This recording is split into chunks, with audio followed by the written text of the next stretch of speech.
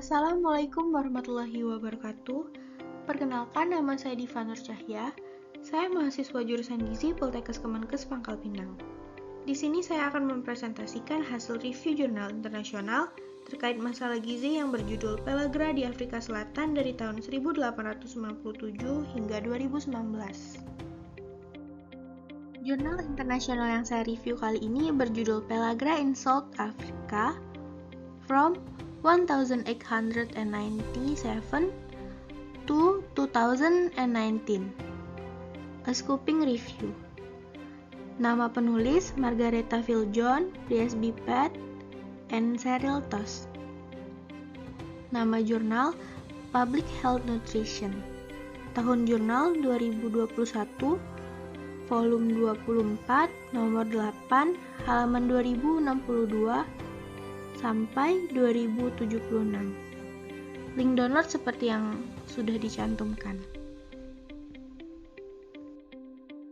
Nah, di sini sebelumnya teman-teman udah tahu belum apa itu pellagra? Berdasarkan jurnal yang saya baca, pellagra adalah penyakit kekurangan gizi yang terkait dengan kekurangan niacin atau vitamin B3 yang memunculkan gejala seperti klasik pada kulit, usus, dan sistem saraf. Pellagra pertama kali diterima secara resmi di Spanyol pada awal abad ke-18, kemudian menyebar ke seluruh Eropa dan Amerika Serikat pada abad ke-19. Selanjutnya ada gejala pellagra. Gejala pellagra terdiri dari 3 kelompok yang biasanya disebut dengan 3D. Yang pertama ada dermatitis, yang kedua ada diarea, yang ketiga ada demensia.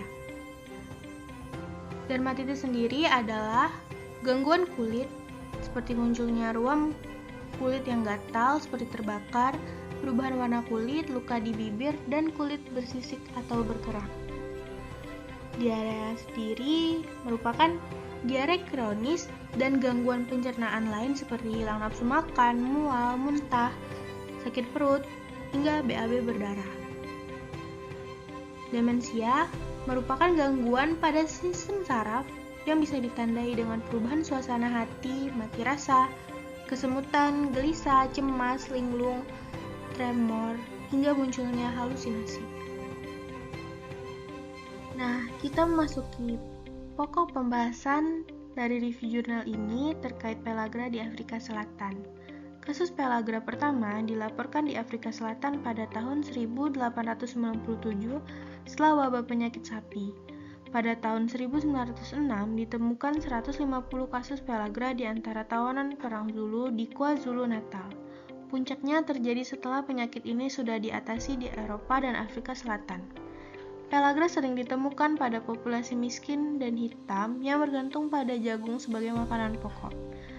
Hal tersebut menjadi penyebab utamanya kekurangan gizi. Dan konsumsi alkohol berlebihan juga sebagai faktor resiko tambahan. Survei menemukan 1,6% dari 195.000 pasien menderita pellagra pada tahun 1960. Prevalensi antar wilayah bervariasi tercatat hingga 14,8% di beberapa daerah. Prevalensi pellagra mulai menurun sejak akhir tahun 1980 hingga awal tahun 1990-an. Berkat peningkatan kondisi sosial ekonomi dan pangan serta program suplementasi makanan. Pada tahap perkembangan, meskipun gejala klinis jarang dilaporkan setelah tahun 2000, kemungkinan masih ada kasus kekurangan niacin subklinis yang tidak terdeteksi hanya dengan gejala kulit. Diagnosis niacin masih terbatas pada gejala klinis, padahal kekurangan ini mempengaruhi berbagai proses fisiologis. Sekian review jurnal dari saya, kurang lebihnya saya mohon maaf. Wassalamualaikum warahmatullahi wabarakatuh.